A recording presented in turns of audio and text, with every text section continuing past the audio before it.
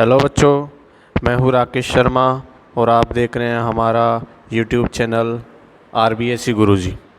बच्चों, इस वीडियो में हम हमारा जो राजस्थान बोर्ड का चैप्टर 5 है मैथ्स में अरिथमेटिक प्रोग्रेशन, इसके बारे में पढ़ेंगे।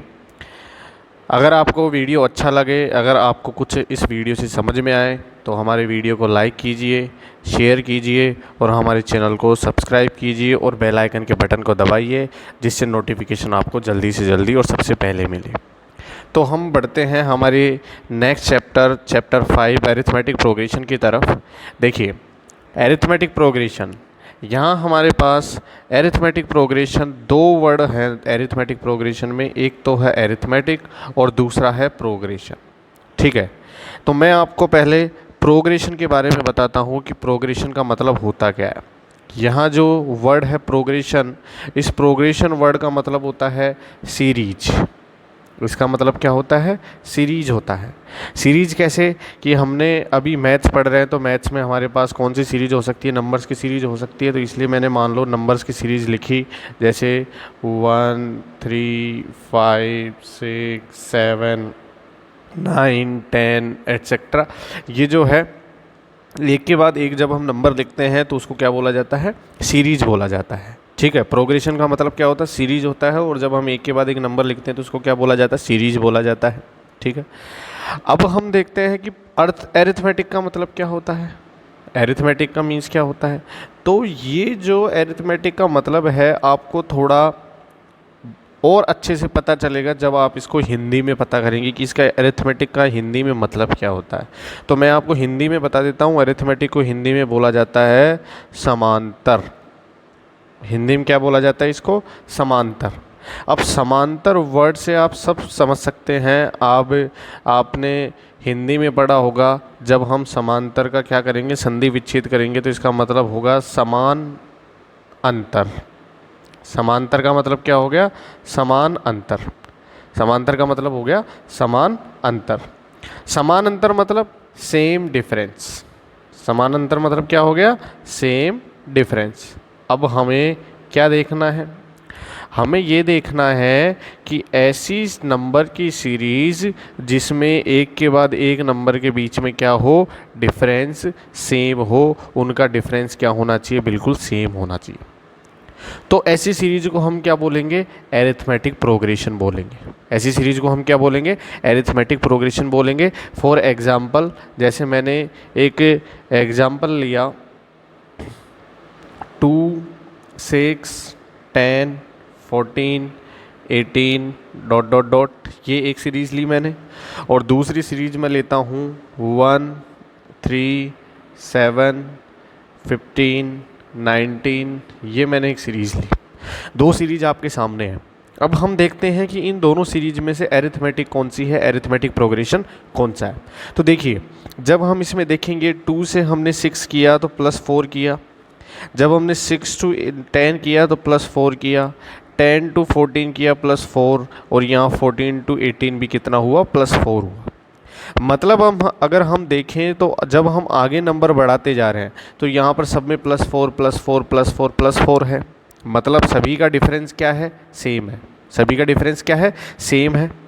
अगर हम आगे वाली अरिथमेटिक प्रोग्रेशन की बात करें, सॉरी, अरिथमेटिक है या नहीं है वो हम चेक करेंगे। प्रोग्रेशन की बात करें, सीरीज की बात करें, तो देखिए यहाँ हमने +2 किया, यहाँ हमने +4 किया, यहाँ हमने +8 किया और यहाँ हमने +4 किया। क्या यहाँ इनका डिफरेंस सेम है? नहीं, इनका डिफरेंस सेम नहीं है। मतलब हमारे पास अगर किसी नंबर की सीरीज में डिफरेंस सेम नहीं होता है तो हम उसको अरिथमेटिक प्रोग्रेशन नहीं बोलते हैं। और अगर इनका डिफरेंस सेम होता है तो उसको अरिथमेटिक प्रोग्रेशन बोला जाता है। और अगर हम बात करें अरिथमेटिक प्रोग्रेशन की, तो इसको डिनोट किया जाता है AP से भी इसको डिनोट किया जाता है, या शॉर्ट फॉर्म इसकी AP भी होती है, हम AP भी बोलते हैं। ठीक है, अरिथमेटिक प्रोग्रेशन को और क्या बोला जाता है? AP भी बोला जाता है। आपको ये समझ में आया होगा। अरिथमेटिक प्रोग्रेशन क्या होता है? ऐसी नंबर की सीरीज़ जिनका डिफरेंस क्या हो? सेम हो। अभी मैंने इस एग्जाम्पल में सब में +4 +4 किया। ज़रूरी नहीं हम हमेशा इसके अंदर ऐड करके आगे लिखें। हम इसमें क्या कर सकते हैं? माइनस भी कर सकते हैं।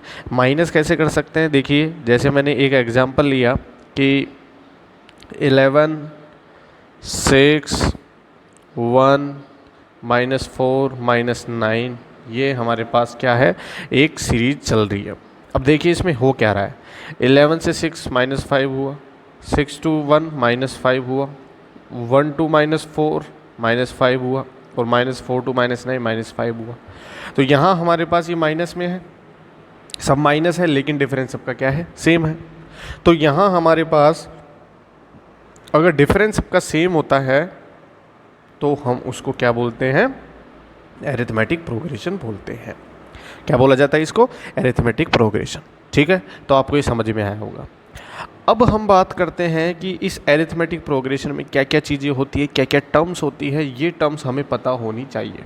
तो देखिए आपने पहली बार ये चैप्टर पढ़ना है, ठीक है, और बहुत अच्छे से पढ़ना है, क्योंकि किसी भी नई चीज़ को सीखने में थोड़ा वक्त लगता है। तो अगर आप बहुत अच्छे से पढ़ेंगे, इस वीडियो को अच्छे से देखेंगे 2-3 बार, तो बहुत अच्छे से आपको समझ में आएगी अरिथमेटिक प्रोग्रेशन, ये मुझे उम्मीद है। ठीक है, तो देखिए इसमें क्या क्या टर्म्स होती है वो मैं टर्म्स आपको बता देता हूँ। सबसे पहले तो हमारे पास जो ये नंबर होते हैं इनको बोला जाता है टर्म्स। इनको क्या बोला जाता है, टर्म्स बोला जाता है। ये जो हमारे पास सीरीज में नंबर होते हैं इनको क्या बोला जाता है, टर्म्स बोला जाता है। उसके बाद में अगर हमारे पास ये 11 सबसे पहले नंबर पे आ रहा है, मतलब हमारे पास ये क्या है, फर्स्ट टर्म है। कौन सी टर्म है ये, फर्स्ट टर्म। और हम फर्स्ट टर्म को डिनोट करते हैं ए, या फिर हम इसको A1 से भी डिनोट कर सकते हैं। ठीक है, जो फर्स्ट टर्म होती है उसको A या A1 से डिनोट किया जाता है। फिर फर्स्ट टर्म के बाद में सेकंड टर्म को हम A2 से डिनोट करते हैं, थर्ड टर्म को A3 से डिनोट करते हैं। तो हमारे पास ये ऐसे चलती रहती है, A1, A2, A3, A4 dot dot dot, जितनी भी टर्म्स हमें गिवन हो वो सभी को क्या बोला जाता है, टर्म्स बोला जाता है। ठीक है, पहली बात हमारे पास टर्म्स हो गई। दूसरी बात हमारे पास ये कि इन एक टर्म से दूसरी टर्म के बीच का जो डिफरेंस होता है, फर्स्ट टर्म से सेकंड, या सेकंड से थर्ड, या थर्ड से फोर्थ, इनके बीच का जो डिफरेंस होता है उस डिफरेंस को बोला जाता है कॉमन डिफरेंस। उसको क्या बोला जाता है, कॉमन डिफरेंस। ठीक है, इसको क्या बोला जाता है, कॉमन डिफरेंस बोला जाता है। और इस कॉमन डिफरेंस को डिनोट किया जाता है स्मॉल डी से। इन एक के बाद एक टर्म्स के बीच में जो डिफरेंस होता है, ये डिफरेंस सभी में सेम होना चाहिए। जैसा कि मैंने आपको बताया, तो ये सभी में सेम होता है, इसलिए इसको क्या बोला जाता है, कॉमन डिफरेंस बोला जाता है, और इसको स्मॉल डी से डिनोट किया जाता है। उसके बाद में हमारे पास है कुछ टर्म्स जो आपको आगे पढ़नी पड़ेगी, वो मैं पहले ही बता देता हूँ। 5.2 में आपको पढ़नी पड़ेगी थोड़ी बहुत ये जो टर्म्स हैं। जैसे सबसे पहले नंबर ऑफ टर्म्स का मतलब ये है कि उस एपी में कितने टर्म्स हैं, मतलब कितने नंबर हैं। ठीक है, वो कितने नंबर की या कितने टर्म्स की सीरीज है, उसको हम क्या बोलेंगे, नंबर ऑफ टर्म्स बोलेंगे। कि जैसे मान लो हमारे पास कोई सीरीज है, उसके अंदर 51 टर्म्स हैं। 51 टर्म्स है मतलब उसके अंदर 51 अलग अलग क्या है, नंबर है। ठीक है, तो ये नंबर ऑफ टर्म्स होती है। और ये जो नंबर ऑफ टर्म्स होती है इसको n से डिनोट किया जाता है, स्मॉल n से डिनोट किया जाता है। ये चीज़ आपको बहुत ध्यान से देखनी है, बहुत ध्यान से याद रखनी। जो नंबर ऑफ टर्म्स होती है उसको किससे डिनोट किया जाता है, स्मॉल n से। ठीक है, उसके बाद में अगर हम बात करें nth टर्म, ये भी आपको बहुत ज़्यादा परेशान करेगी इस चैप्टर में, nth टर्म में और नंबर ऑफ टर्म्स में बहुत ज़्यादा आपको परेशानी होगी जब आप इसको सॉल्व करेंगे। लेकिन अगर ध्यान से देखेंगे, कंसेप्ट को देखेंगे, तो कोई परेशानी नहीं होगी। तो देखिए, नंबर ऑफ टर्म्स का मतलब मैंने बताया कि उस सीरीज के अंदर कितने नंबर हैं, 1, 2, 3, 4, 5, 6 कितने नंबर हैं, वो सारे उसके नंबर ऑफ टर्म्स होते हैं। और उसको किसकी वैल्यू हम मानते हैं, n की वैल्यू मानते हैं। और nth टर्म का मतलब ये है कि nv टर्म का मतलब ये है कि हमने मान लो सीरीज लिखी, अभी जैसे मैंने ये ऊपर एक सीरीज लिखी यहाँ पर 11, 6, 1, -4, -9। तो अगर मैं बोलूँ कि -4 जो है वो कौन से नंबर पे आ रहा है, तो 1 2 3 फोर्थ नंबर पे -4 आ रहा है। ठीक है, जब हमने सीरीज को देखा तो -4 कौन से नंबर पे आ रहा है, फोर्थ नंबर पे -4 है, मतलब हमारे पास ये कौन सी टर्म है, फोर्थ टर्म है। कौन सी टर्म है ये, फोर्थ टर्म है। जैसे मैं बात करूँ -9 की, -9 कौन से नंबर पे आ रहा है, 5 पे आ रहा है, तो फिफ्थ टर्म है ये। तो थोड़ा बहुत आप समझ गए होंगे कि इस nth टर्म का मतलब ये है कि जिस टर्म के बारे में पूछा है, जिस टर्म के बारे में पूछा है वो कौन से नंबर पे है। ठीक है, जैसा कि मैंने ऊपर बताया कि -4 फोर्थ टर्म है, -9 फिफ्थ टर्म है, ये चौथे नंबर पे आ रहा है, ये पाँचवें नंबर पे आ रहा है। और nth टर्म का मतलब भी क्या है कि ऐसी टर्म जो हमें n की वैल्यू दे रखी होगी कोई भी, कि जैसे 11th टर्म है, 12th टर्म है, जो भी है, कौन से नंबर पे वो टर्म आ रही है उसको हम क्या बोलेंगे, nth टर्म बोलेंगे। ठीक है, उसके बाद में हमारे पास है sum of n terms. Sum of n terms का भी आपको पता होना चाहिए, इसको हम Sn से डिनोट करते हैं। ठीक है, और nth टर्म को मैं बता दूं आपको an से डिनोट किया जाता है। nth टर्म को an से डिनोट किया जाता है, सम ऑफ टर्म्स को Sn से डिनोट किया जाता है। ठीक है, तो Sn sum of n terms का मतलब है कि उन n टर्म्स का सम, n टर्म्स का सम। जैसे फिर मैं वापस एग्जांपल से बताता हूँ आपको कि जैसे मान लो हमारे पास ये सीरीज है, मैं बोलूँ कि इस सीरीज के फर्स्ट 5 टर्म्स का सम बताइए। फर्स्ट 5 टर्म्स कौन कौन से हैं, 11 6 1 -4 -9, ये सभी क्या है, फर्स्ट 5 टर्म्स है। ठीक है, ये सभी क्या है, 5 टर्म्स है, इसकी स्टार्टिंग की 5 टर्म्स है। इन सब का हमें क्या करना है, सम करना है। इन सब का हमें क्या करना है, सम करना है। इसी को हम क्या बोलेंगे, सम ऑफ n टर्म्स। अभी हमने 5 टर्म्स को माना है, इसलिए हम इसको क्या बोल देंगे, सम ऑफ 5 टर्म्स। ठीक है, इसको हम लिखेंगे सम ऑफ फर्स्ट 5 टर्म्स। क्या लिखा जाएगा, सम ऑफ फर्स्ट 5 टर्म्स। तो ये हमारे पास कुछ इसमें टर्मिनोलॉजी थी, कुछ टर्म्स थी जो आपको पता होनी चाहिए। ठीक है, तभी हम इस चैप्टर को आगे पढ़ पाएंगे अच्छे से और समझ पाएंगे अच्छे से। तो देखिए, अब हम करते हैं एक्सरसाइज 5.1। तो देखिए 5.1 एक्सरसाइज 5.1 में हमें क्या दे रखा है, बहुत इजी एक्सरसाइज है। ठीक है, देखिए सबसे पहले क्वेश्चन नंबर 1, अगर आपके पास बुक है तो देखिए क्या है। यहाँ हमें गिवन है find the first term A and the common difference D for the following arithmetic progression. हमें क्या बताना है कि जो भी हमें प्रोग्रेशन, अरिथमेटिक प्रोग्रेशन दे रखा है उसमें हमें क्या फाइंड करनी है, इनकी फर्स्ट टर्म फाइंड करनी है और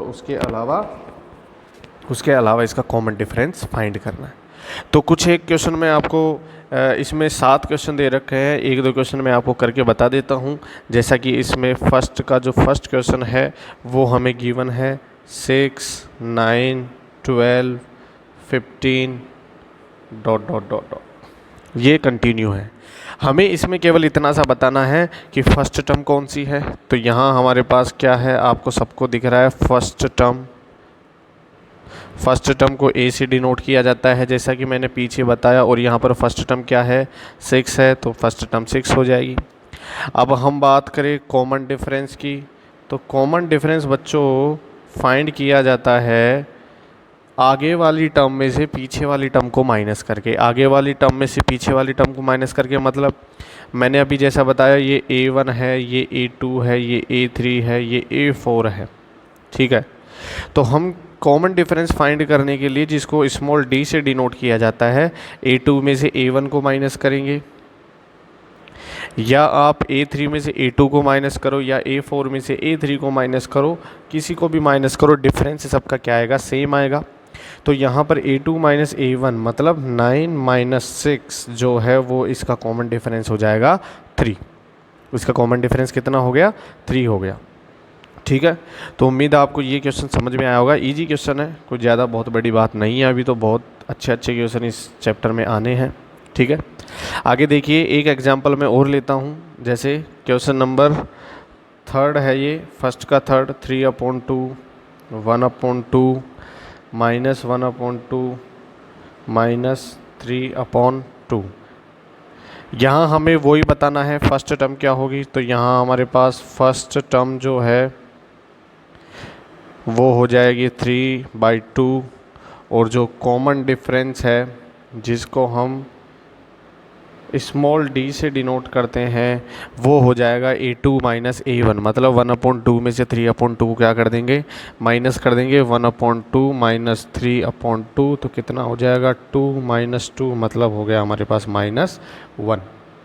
कॉमन डिफरेंस कितना हो गया, -1 हो गया। ठीक है, तो ये हमारे पास कुछ क्वेश्चंस हैं 5.1 के क्वेश्चन नंबर 1 में। उम्मीद है आप इन क्वेश्चंस को बहुत आसानी से कर लेंगे। अब हम बात करते हैं क्वेश्चन नंबर 2 की। तो देखिए क्वेश्चन नंबर 2 में हमें क्या गिवन है, पढ़िए आप। If for any arithmetic progression first term a and the common difference d are given as follow, then write first 4 terms of that progression. अब हमें एक्सरसाइज 5.1 में क्या कर रखा है कि फर्स्ट टर्म a दे रखी है। जैसे कि मैंने फर्स्ट क्वेश्चन इसका लिया कि यहाँ हमारे पास a की वैल्यू कितनी है, -1 है। ठीक है, d की वैल्यू कॉमन डिफरेंस जो है वो कितना है, 1/2 है। तो हमें बताना ये है कि इस फर्स्ट टर्म और इस कॉमन डिफरेंस से जो AP बनेगी वो कैसी बनेगी, और उस AP की हमें फर्स्ट 4 टर्म्स लिखनी है, फर्स्ट 4 टर्म्स लिखनी है। ठीक है, तो देखिए बहुत इजी सा है। मैंने जैसा कि अभी आपको बताया, सबसे पहले हम AP देखेंगे। यहाँ हमारे पास फर्स्ट टर्म A कितना दे रखा है, -1 दे रखा है। ठीक है, फर्स्ट टर्म कितना दे रखा है, -1 दे रखा है। अगर हमें ये फर्स्ट टर्म को हम क्या मानते हैं, एक सेकेंड, इसको A1 हम क्या मानते हैं, फर्स्ट टर्म मानते हैं। अगर हमें A2 फाइंड करना है, अगर हमें A2 फाइंड करना है तो हम क्या करते हैं, A1 में ऐड करते हैं कॉमन डिफरेंस को। अगर हमें A2 फाइंड करना है तो A1 में कॉमन डिफरेंस को ऐड किया जाता है। कैसे ऐड किया जाता है, मैंने अभी अभी आपको बताया। जो कॉमन डिफरेंस D होता है वो होता है A2 - A1। हमें A1 गिवन है, डिफरेंस गिवन है, A2 फाइंड करना है, तो माइनस उधर जाके क्या हो जाएगा, प्लस हो जाएगा। तो हम A1 में D को क्या कर देंगे, ऐड कर देंगे। तो देखिए यहाँ से हमारे पास A2 कितना आएगा, तो A2 हो जाएगा, A1 हमें गिवन है -1 प्लस D की वैल्यू गिवन है 1/2। तो जब अब इसका LCM लेके सॉल्व करेंगे तो ये आ जाएगा -1/2। ठीक है, ये आ जाएगा -1/2। ये A2 आ गया। सिमिलरली A3 की अगर हम वैल्यू फाइंड करना चाहें तो हम A2 में क्या कर देंगे, डिफरेंस ऐड कर देंगे, क्योंकि डिफरेंस सबका सेम होना चाहिए। तो A2 हमारे पास था -1, D है हमारे पास 1/2, ये हो जाएगा 0। ऐसे ही अगर हम A4 की बात करें तो A4 में हम क्या फाइंड करने के लिए A3 + D करेंगे। A3 हमें दे रखा है 0 और D दे रखा है 1/2। यहाँ से हमारे पास A4 आ जाएगा 1/2। तो यहाँ AP हमारे पास क्या बन जाएगी, ध्यान से देखिए। फर्स्ट टर्म हमें गिवन थी -1, सेकंड टर्म हमारे पास आई -1/2, थर्ड टर्म हमारे पास आई 0 और फोर्थ टर्म हमारे पास आ गई 1/2। तो ये हमारे पास फर्स्ट 4 टर्म्स इसकी हमने कर ली फाइंड। दिख रहा है आपको, फर्स्ट 4 टर्म्स है, first second third fourth 4 terms हो गई। तो ये हमें क्वेश्चन नंबर 2 में करना है सभी क्वेश्चंस में। ठीक है, अब मैं आपको थोड़ा सा कोई एक अच्छा सा और क्वेश्चन करवा देता हूँ, जिससे आपकी थोड़ी बहुत और प्रैक्टिस हो जाए, और जितना हो सके उतना आप घर पर बैठकर इसको कीजिएगा। ठीक है, जैसा कि हमारे पास क्वेश्चन नंबर 7 जो दे रखा है, इसका सेकंड का 7 है। ठीक है, यहाँ हमें A दे रखा है 20 एंड D दे रखा है -3/4। तो ये क्वेश्चन इजी है, बस थोड़ा सा क्या होगा कि कैलकुलेशन में अपने को प्रॉब्लम हो सकती है। तो कैलकुलेशन में प्रॉब्लम हमें होनी नहीं चाहिए। वैसे देखिए क्या होगा, जैसा कि मैंने आपको बताया, फर्स्ट टर्म हमारे पास क्या गिवन है, फर्स्ट टर्म A1 हमें दे रखा है 20 और हमें A2 फाइंड करना है। तो A2 क्या होता है, A1 + D होता है। तो A1 + A1 है 20 प्लस D की वैल्यू कितनी है, -3/4। इसको जब हम सॉल्व करेंगे 24 जा 80, 80 माइनस 3 कितना हो जाएगा 77/4। ये हमारे पास क्या हो गई A2 की वैल्यू हो गई। सिमिलरली हमारे पास A3 की वैल्यू अगर हम फाइंड करें तो A3 की वैल्यू क्या हो जाएगी A2 प्लस D। तो A2 हमें दे रखा है 77/4 प्लस D की वैल्यू हमें दे रखी है -3/4। दोनों का LCM 4 आएगा, 77 माइनस 3 हो जाएगा 74/4। ये A3 हो गया। और सिमिलरली हम क्या करेंगे A4 फाइंड कर लेंगे। तो देखिए A4 क्या होगा, A4 हमारे पास हो जाएगा A3 plus D। A3 plus D मतलब A3 की वैल्यू हमें दे रखी है 74/4 प्लस ये हो जाएगा D की वैल्यू -3/4। यहाँ दोनों का LCM 4 आएगा, 74 माइनस 4 कितना हो जाएगा 71/4। तो AP सीधा सिंपल बन जाएगी अपने पास 20, 77/4, 74/4 और हमारे पास बन जाएगा लास्ट टर्म फोर्थ टर्म 71/4। तो ये फर्स्ट 4 टर्म्स हमने फाइंड कर ली। तो उम्मीद है आपको बहुत आसानी से बहुत इजी तरीके से ये समझ में आया होगा। अब हम देखते हैं क्वेश्चन नंबर 3 को। देखिए बच्चों, मैं चैप्टर के सभी क्वेश्चंस इसलिए नहीं करवा रहा हूँ क्योंकि अभी आप घर पर फ्री बैठे हैं और आपको इन क्वेश्चंस को सॉल्व करना है, प्रैक्टिस करना है खुद से। और अगर किसी भी क्वेश्चन में आपको प्रॉब्लम होती है तो मैं उसका सॉल्यूशन ज़रूर करवाऊँगा, ठीक है। देखिए अब हम देखते हैं क्वेश्चन नंबर 3 को। क्वेश्चन नंबर 3 में क्या दे रखा है, पढ़िए एक बार। Check for the arithmetic progression in the following list of numbers of any one of these as an arithmetic progression, then find its common difference and also write its next 4 terms। ये बोल रहा है कि हमारे पास इस question में कुछ arithmetic progression है, उन arithmetic progression कुछ प्रोग्रेशन है, arithmetic नहीं है, वो arithmetic है या नहीं ये तो हमें फाइंड करना है। कुछ नंबर की सीरीज हमें गिवन है और उस नंबर की सीरीज को हमें ये देखना है कि वो एरिथमेटिक है या नहीं है, ठीक है। एरिथमेटिक है या नहीं है। अगर वो एरिथमेटिक है तो हमें ये बताना है कि उसकी आगे आने वाली 4 टर्म्स कौन कौन सी होगी। हमें उसके आगे आने वाली 4 टर्म्स को फाइंड करना है, ठीक है। तो देखिए हम देखते हैं फर्स्ट क्वेश्चन को। फर्स्ट क्वेश्चन हमें दे रखा है 2, 5/2, 3, 7/2। ये 4 टर्म्स हमें गिवन है। सबसे पहले हमें चेक करना है कि ये एरिथमेटिक है या नहीं है। और मैंने आपको पीछे भी बताया एरिथमेटिक पता करने के लिए हमें इसका डिफरेंस फाइंड करना है।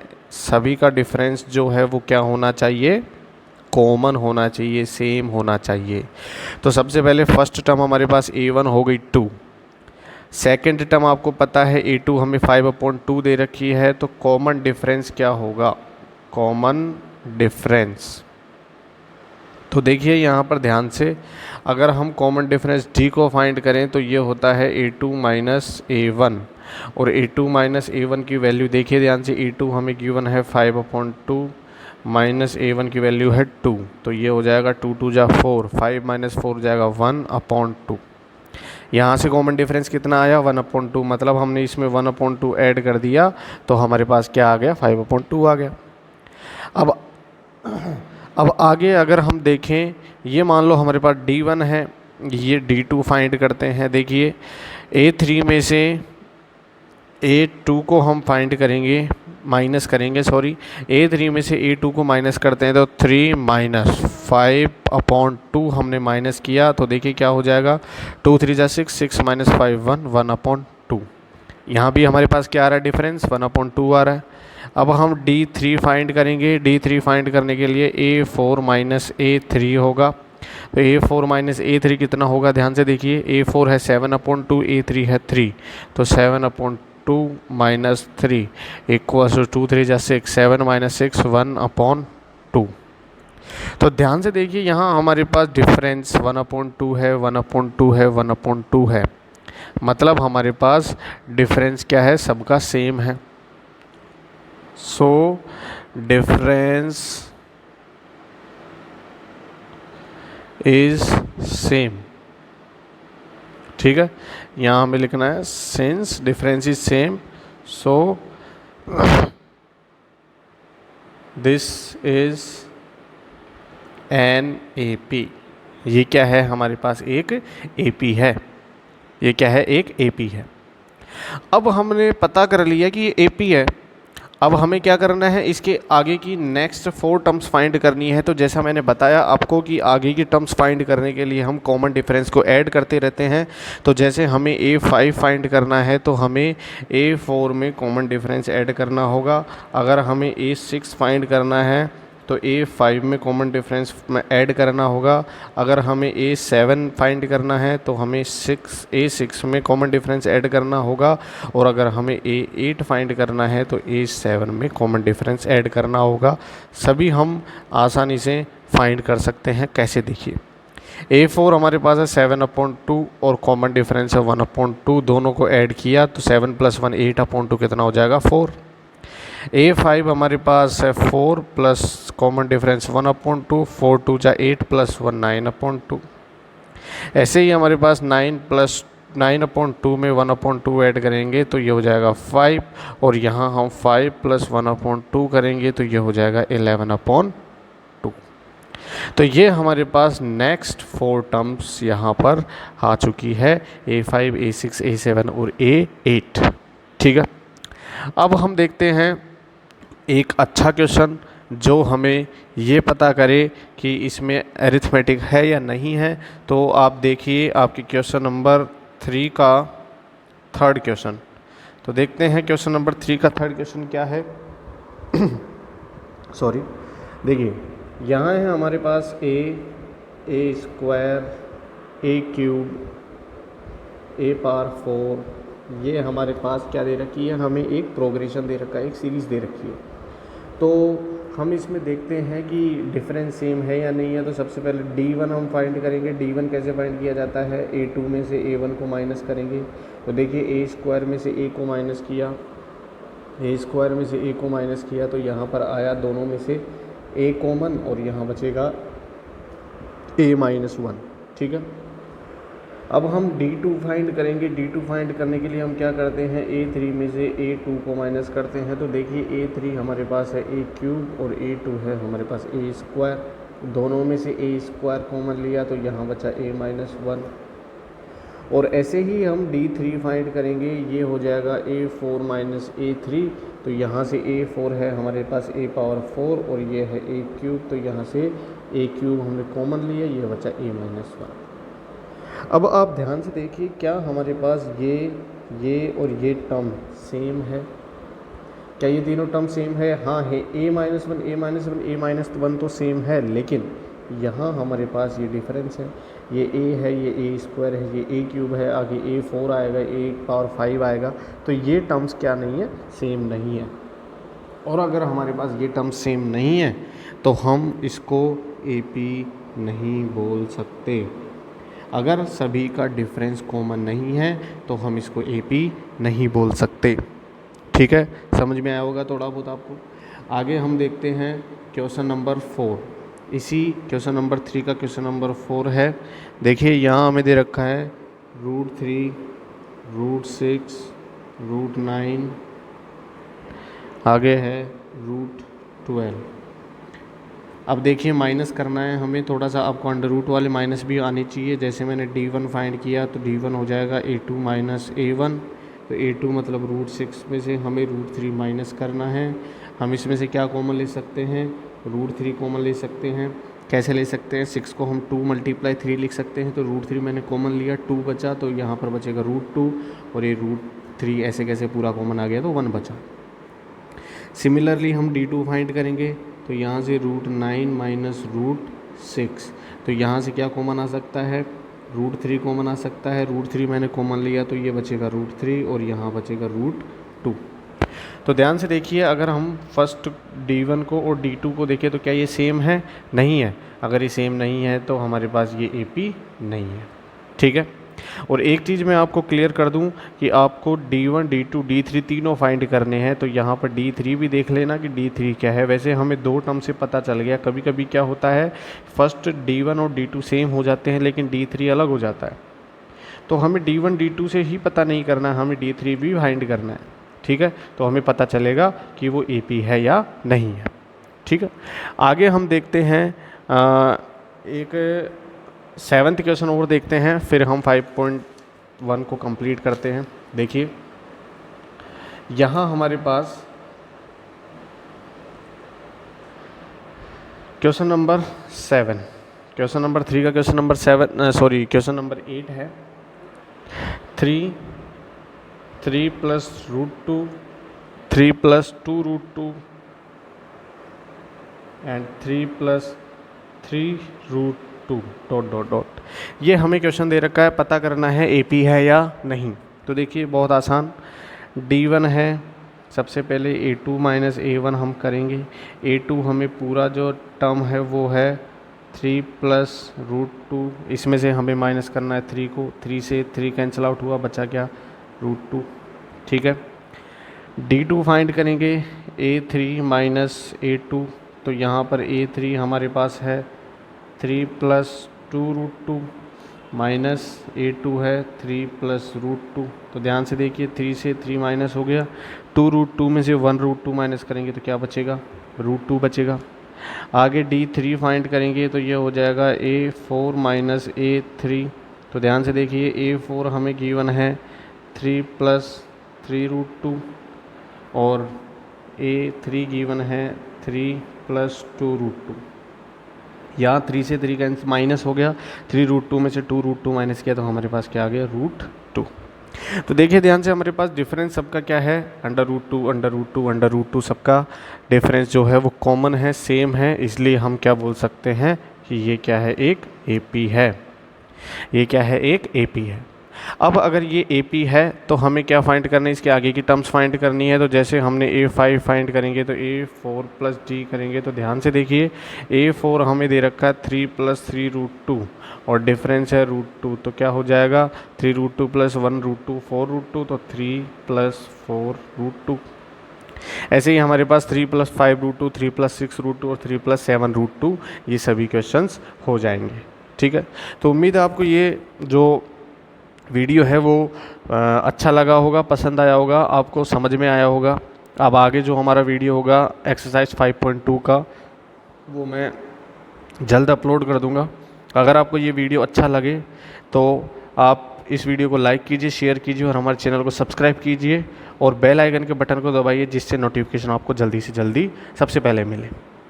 और अगर आपको पीछे पुराने वीडियो अगर देखने हैं, अगर आपको पुरानी वीडियो देखने हैं, चैप्टर हमने जो किया था 3, उस 3 चैप्टर के लिए ऊपर आपके यहाँ पर आई बटन होगा वीडियो में, उस आई बटन को दबाइए, वहाँ से आपको सभी पुराने वीडियो जो हैं वो मिल जाएंगे। ठीक है, थैंक यू।